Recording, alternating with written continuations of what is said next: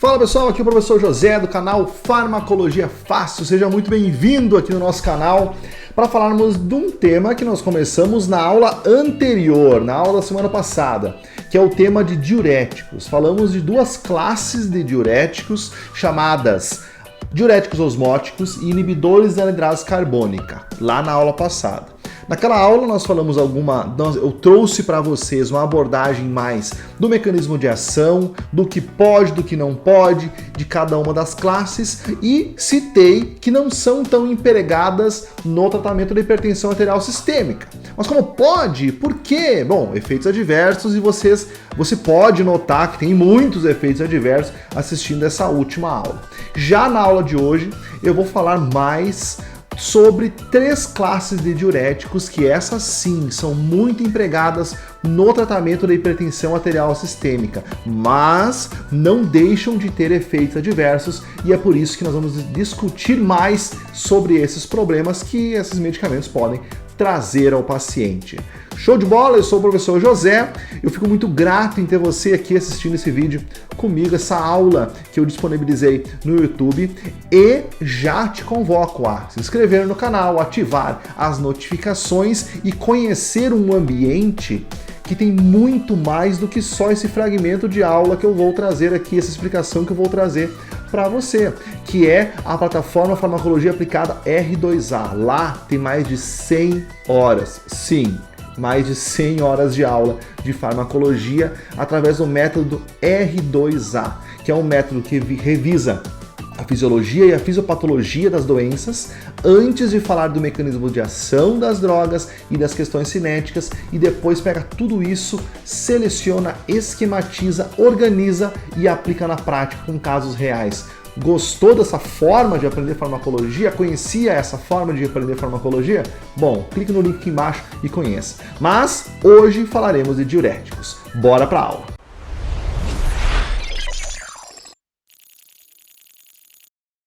Bem, como eu disse, na aula passada nós falamos de duas classes de diuréticos que não são tão empregados no tratamento da hipertensão arterial sistêmica. Mas, nessa aula, nós falaremos de três classes que, sim, são empregadas para hipertensão arterial sistêmica.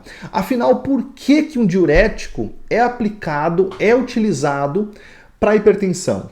Bom, pessoal, um dos fatores mais importantes no controle pressórico é o volume de sangue. E o volume de sangue é composto por eletrólitos e substâncias que dão a pressão osmótica daquele sangue, né, coloidosmótica, melhor dizendo, e o volume de água que tem no sangue. Quando eu faço a eliminação de sódio e água do meu corpo, elimino esse volume de líquido e sódio do meu organismo, eu tenho uma queda da pressão arterial. Então, um dos mecanismos que começam a dar errado quando a pessoa desenvolve hipertensão arterial sistêmica, é exatamente isso, é a capacidade de eliminar o sódio e a água, e é por isso que os diuréticos são empregados nessas condições. Show? Então a primeira classe de diurético que nós vamos estudar é a classe dos diuréticos de alça. Eu vou trazer algumas características desses diuréticos para vocês agora. Bom, o principal constituinte da classe dos diuréticos de alça é a furosemida. Olha só, muito empregada para tratamento de edemas e de hipertensão arterial sistêmica, sim, mas não tanto quanto seus parentes lá, a hidroclorotiazida dos diuréticos tiazídicos. Mas existem pacientes que utilizam sim a furosemida para tratamento de hipertensão. Então, qual que são as principais indicações? Bom, a furosemida é usada em condições onde o organismo está com algum processo edemencial, onde tem edema. Por exemplo, em edema agudo de pulmão, que pode estar presente num processo que nós chamamos de insuficiência cardíaca congestiva.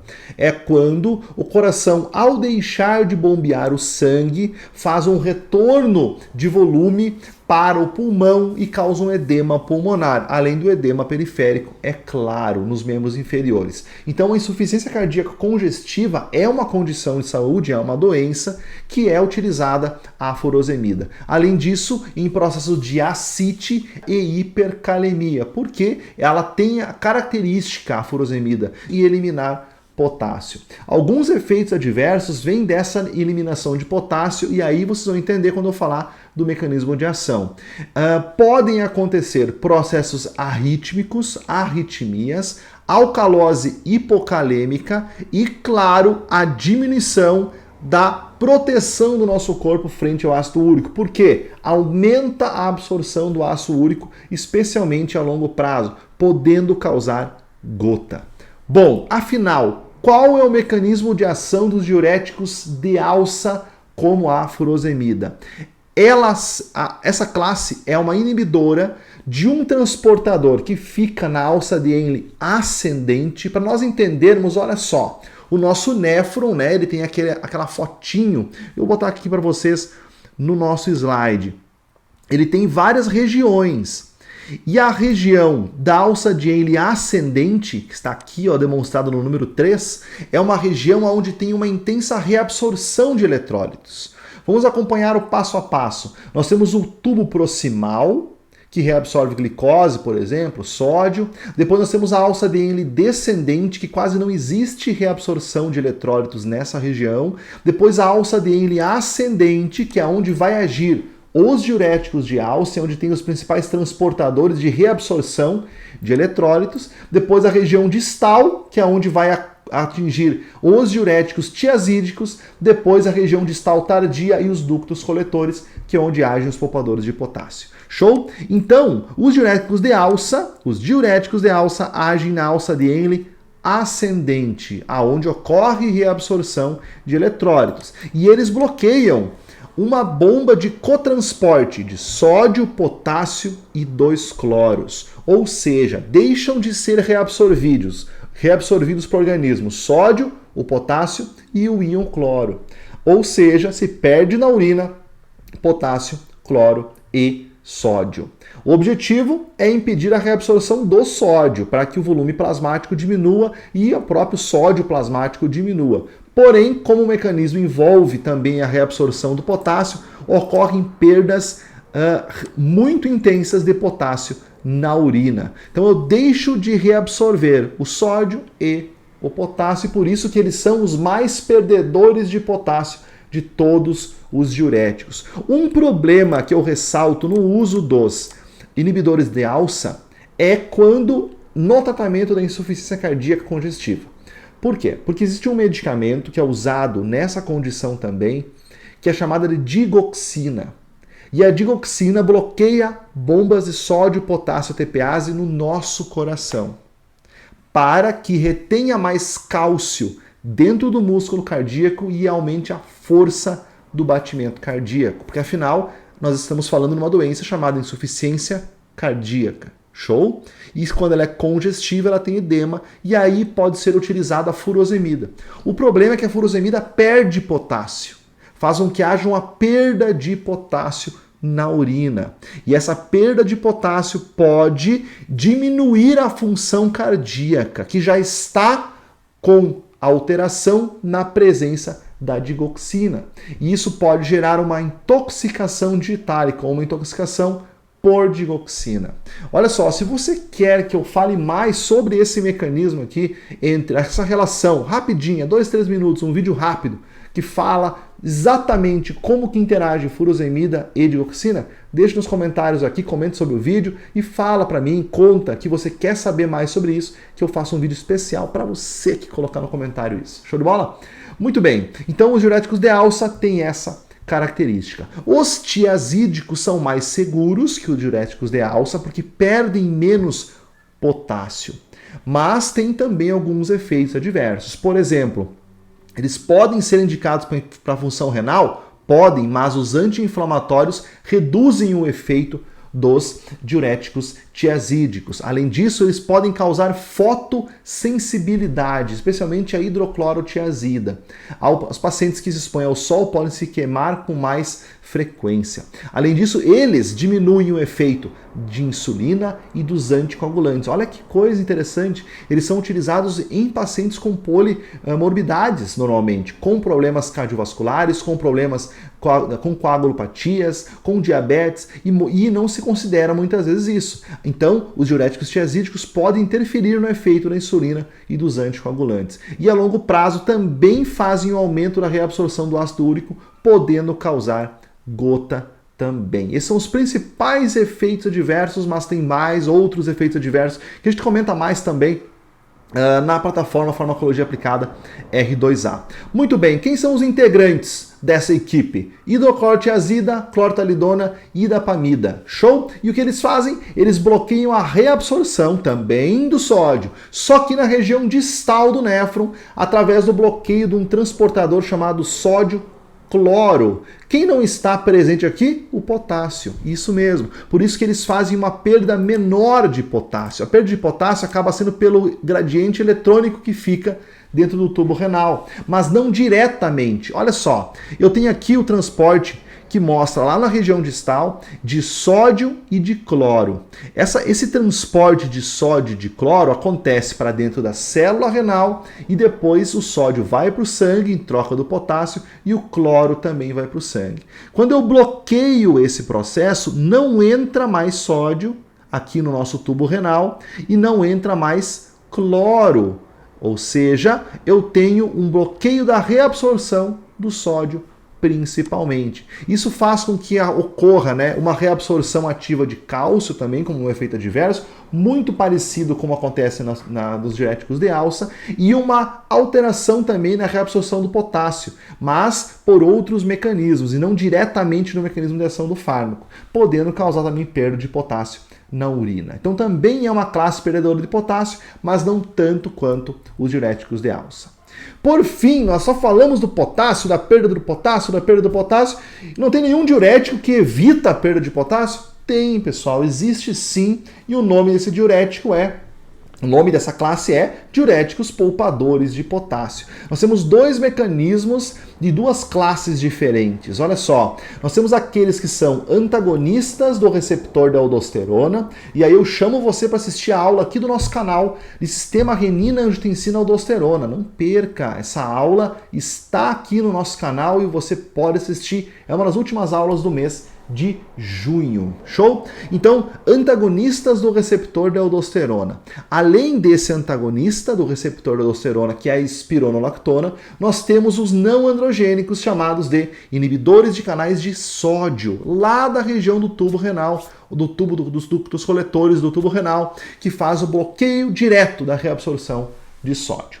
Bom, a espironolactona, ela é um análogo do hormônio aldosterona. A aldosterona, quando produzida em contrapartida à ação da angiotensina 2, então vamos recapitular.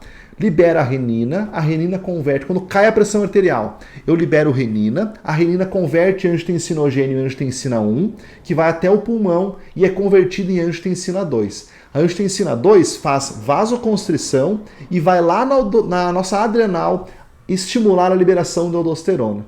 A aldosterona cai no sangue, lembrando então, a aldosterona foi liberada porque caiu a pressão arterial, caiu o nível de sódio no rim e a pressão arterial. Então a aldosterona vai até o nosso rim, na região dos tubos coletores, entre a região tardia, da região distal tardia e os ductos coletores, e vai atuar dentro da célula, vai entrar na célula, no núcleo, e aumentar a transcrição de transportadores, que reabsorvem o sódio, eliminam o potássio e reabsorvem a água. A água vai junto com o sódio para dentro do nosso corpo. Então aumenta a reabsorção de um volume isoosmótico, ou seja, de sódio e água para dentro do corpo, e causa a perda de potássio.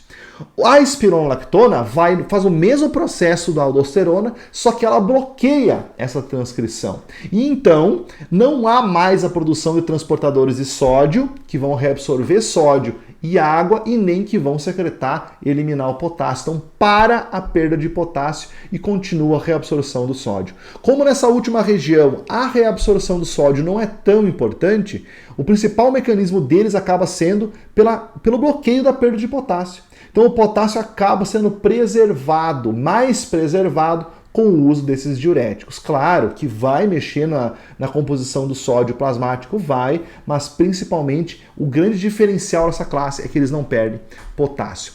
Problemas dessa classe: A espironolactona é um análogo da aldosterona, que é um hormônio esteroidal. Então, os hormônios esteroidais têm vários papéis no nosso organismo. Dentre eles, a mobilização energética e eletrônica, né, e hidroelétrica, por exemplo.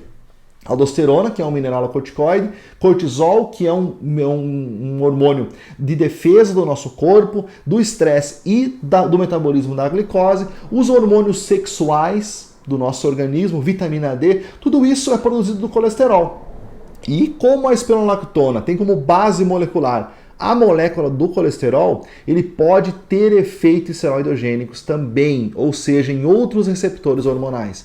Sendo assim, quais são os efeitos adversos, então, desse análogo hormonal à espironolactona? Bom, ela pode ter efeitos esteroidogênicos, por exemplo, causando ginecomastia, irregularidades menstruais, impotência, alteração da libido e alteração da voz. Então, efeitos hormonais. Muitos médicos utilizam de maneira off-label a espironolactona para tratamento de acne também. Isso pode alterar toda a concentração, a atuação dos hormônios no organismo e inclusive ter efeito diurético, causando retenção de potássio, aumento dos níveis de potássio. A outra classe de medicamentos chamados de diuréticos poupadores de potássio é dos inibidores de canais de sódio. E nós temos um integrante dessa classe chamado de amilorida. Bom, o que a amilorida vai fazer então? A amilorida, ela vai atuar nos receptores, nos transportadores de sódio diretamente lá no tubo renal, lá na região dos ductos coletores, evitando assim a saída, a reabsorção de sódio, como mostra na figura, e também o bloqueio, né, indiretamente, da troca entre sódio e potássio. Ou seja, o potássio não vai ser trocado, não vai ser eliminado nessa região. Por isso que ocorre o bloqueio da secreção de potássio lá nos ductos coletores. Show de bola? Então, olha só, nós vimos três classes de fármacos diuréticos utilizados na hipertensão arterial sistêmica, compondo uma primeira grande classe de diuréticos que são medicamentos utilizados para essa doença tão importante. Espero que você tenha gostado, que você coloque nos comentários qualquer dúvida que você tenha, elogio, crítica, ideia e também novas sugestões de vídeos aqui para o nosso canal. Espero que você tenha se inscrito no canal, ativado as notificações e que acompanhe cada semana aqui no nosso canal, porque tem vídeo novo toda quinta-feira. Um grande abraço e até a próxima aula.